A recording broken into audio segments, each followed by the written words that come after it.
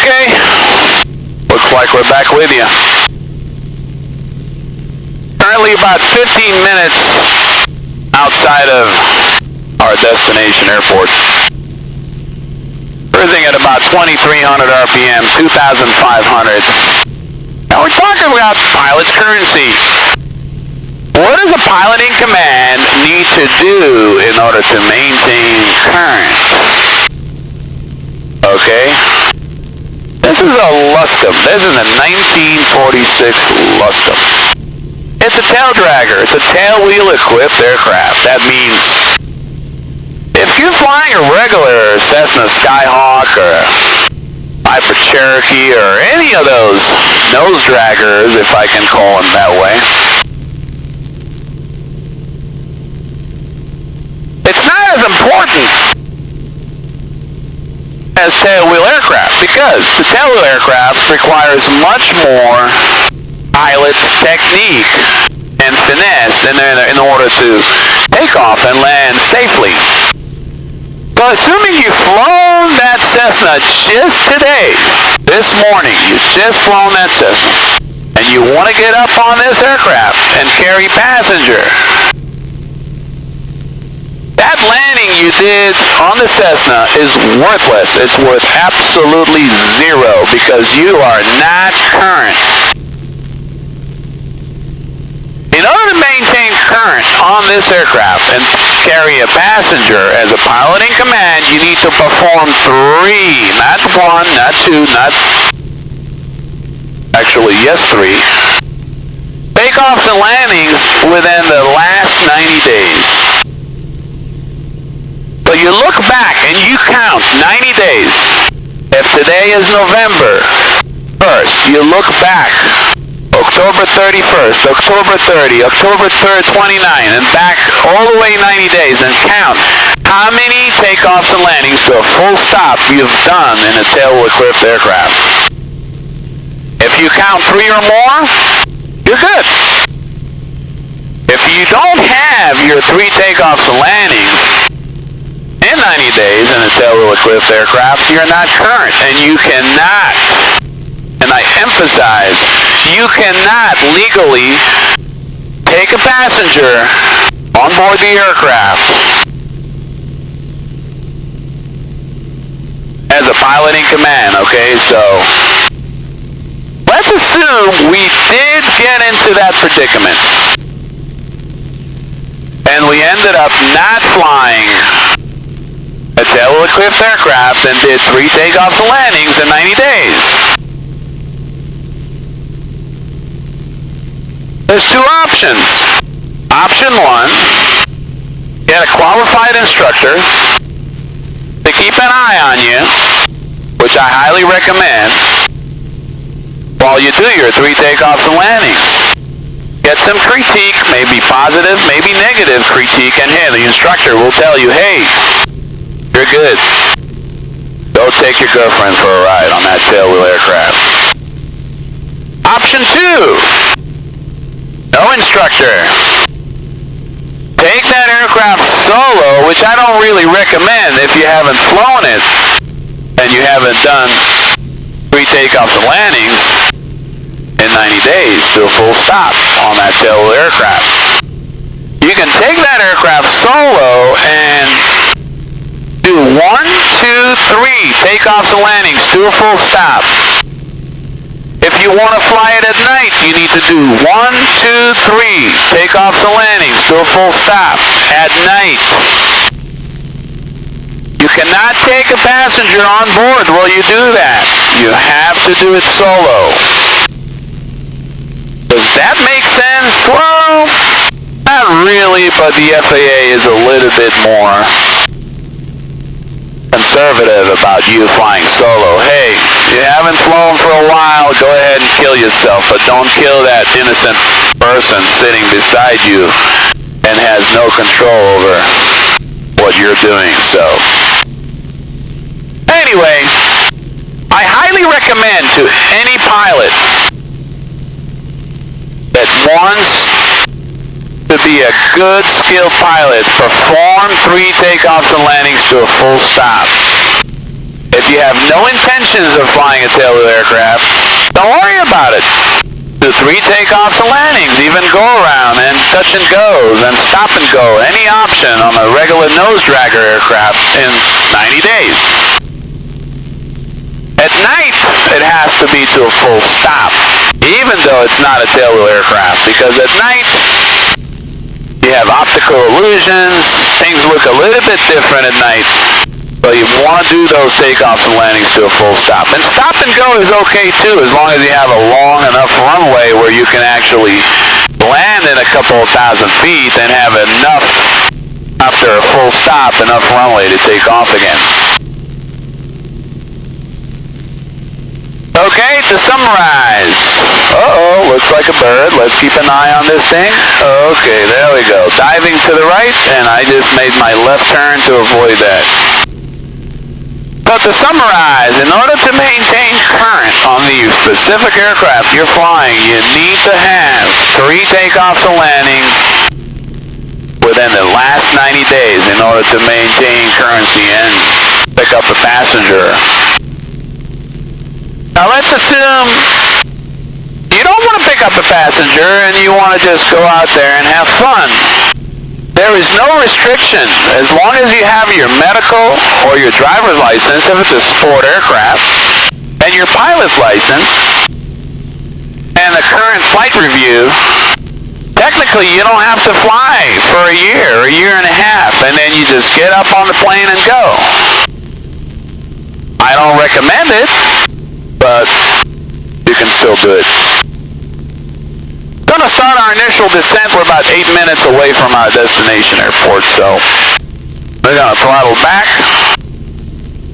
slightly and get that pitch down and start a descent.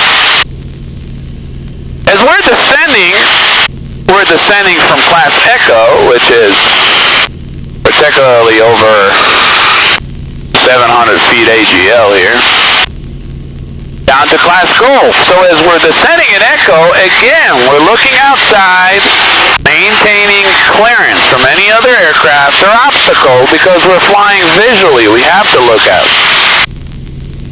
We have to maintain minimum 3-mile visibility. And we have to stay 500 feet below the clouds, 1,000 feet above the clouds, and 2,000 feet horizontal distance from clouds.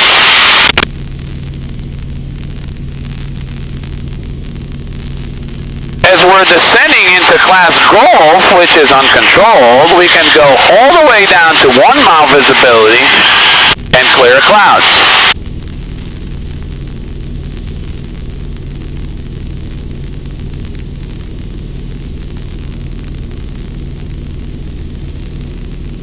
Which is pretty much within a couple of minutes or so. Getting closer, we're going to listen to the weather and see what the wind's doing. And it's always recommended to look at the windsock.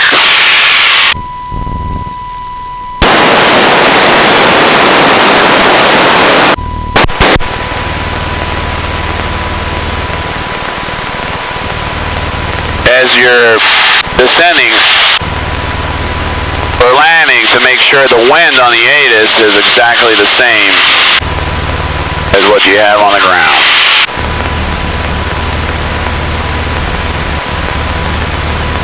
Assignments, VFR departing aircraft device, ground control direction of flight. Use caution for birds and all quadrants at the airport. Provide special contact if you have X-ray. That's actually Fort Pierce, which is a little closer. Fort Pierce Tower information, X-ray 1750 Zulu, wind 110 at 12, gust 17, visibility 10, sky condition, few clouds at 5,000. 12, gust 17. Now this could be quite a bit old, but generally the winds are the same from the southeast. It was actually from the south in Palm Beach, 180. Over here it's 110. Okay.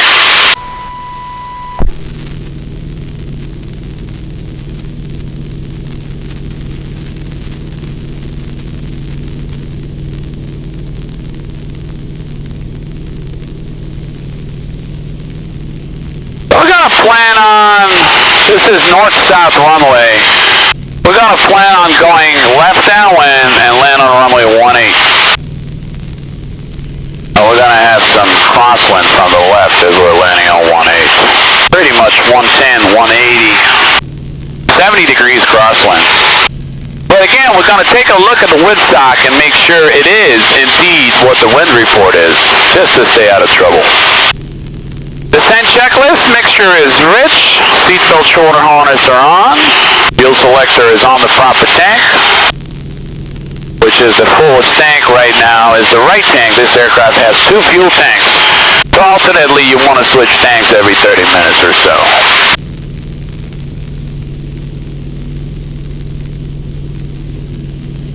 Okay, slowly descending into class Golf. Looks like an obstacle right there to the left. We're going to keep an eye on that. And another obstacle right there to the right. We're going to keep an eye on that.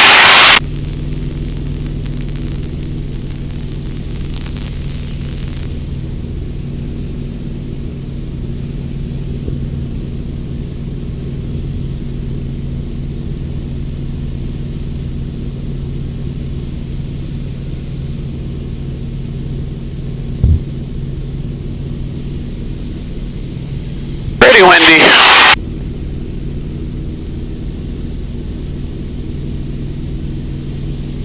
Not too bad. It's a little bumpy as you're coming down low. Talking about wind, let's talk about wind shear and what is creating wind shear. And how do we define wind shear? Fort Pierce, right there to the right. 500 feet AGL. Plenty of emergency landing spots here in Florida, as you can see. It's very, very sparsely populated. Wind shear is any change of wind direction and velocity rapidly. So anytime the wind is changing direction from 180 to 150 drastically, quickly, from 200 to 330, variable. Anytime the wind changes velocity from 25 gusting to 40, from 10 gusting to 16, from 16 gusting to 25, or multiple combination of the above. Direction, velocity, velocity, direction at the same time, either or is considered wind shear.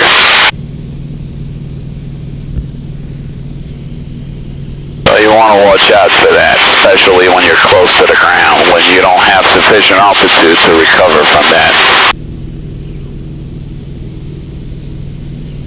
Generally, when you do have wind shear and the wind is gusting,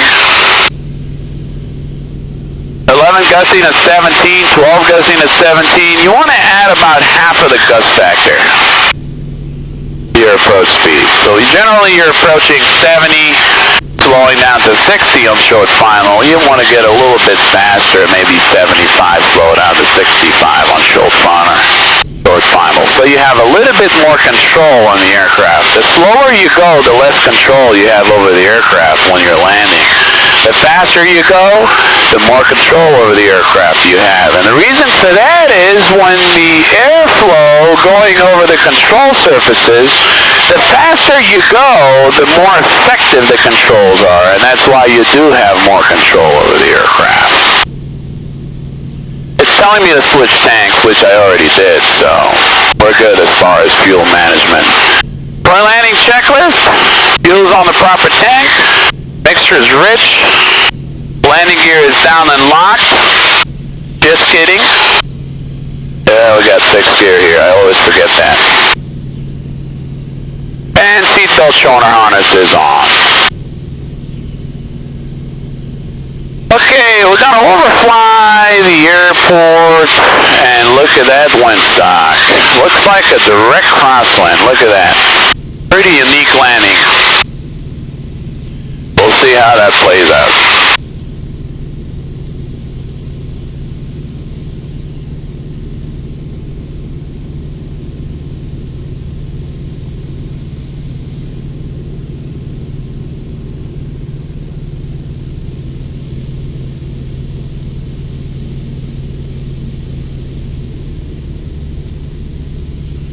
Okay, there's our windsock. And it does look like we have a crosswind with a little bit of headwind, but I'm going to keep an eye on it. And it looks like we got pretty clear runway. And wind is coming from the east. But not too bad, not too bad. Airstrip's looking clear. We did have some wild hawk situation here on this airfield. So we're looking nice and clear, crabbing right into the wind. Now we're going to make a nice round turn, nice and wide, keep it extended. We got some power lines here to the left and right.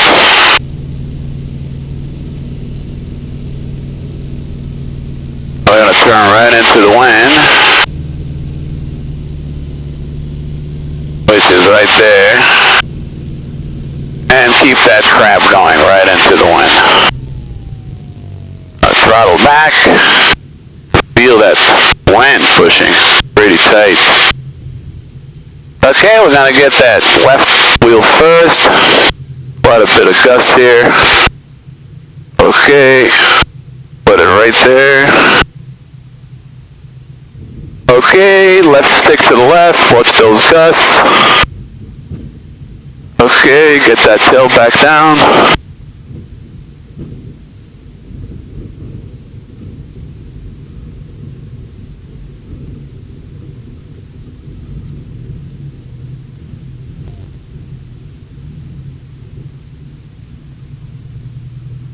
Okay, looks like a successful landing, no problem at all. Pretty tricky with that crosswind. I did come a little bit fast, so I burned through that airstrip like it was nothing. But it was good.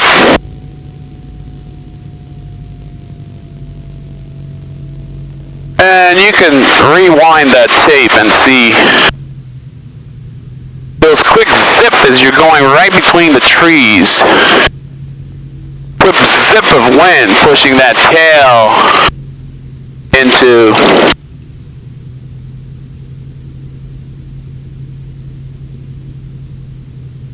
downwind and creating the aircraft nose weather vaning into the wind.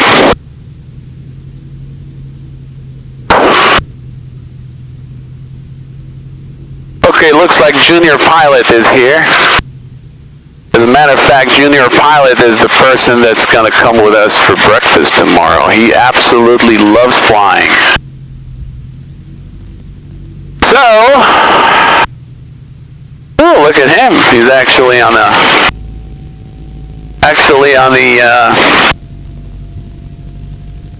control wheel, closing the window. Okay, looks like the marshaller right there is telling us to stop, so we're good. Hello? Okay. Home sweet home. Alright, good deal. Let's see what we got here. Shutdown checklist. We're gonna throttle back. We're gonna take the mags off. Gonna close the fuel selector. And we are going to kill the master, and it's going to get quiet.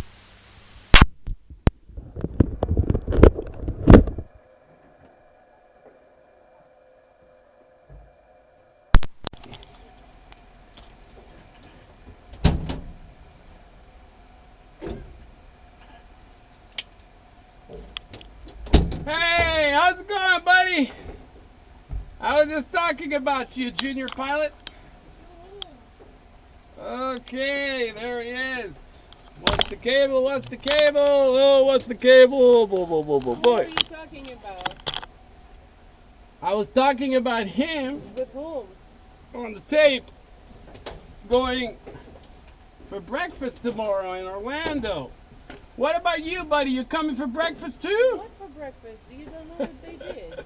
What did they do? They pooped They pooped. on the property. Pooped on the property means cameras going off.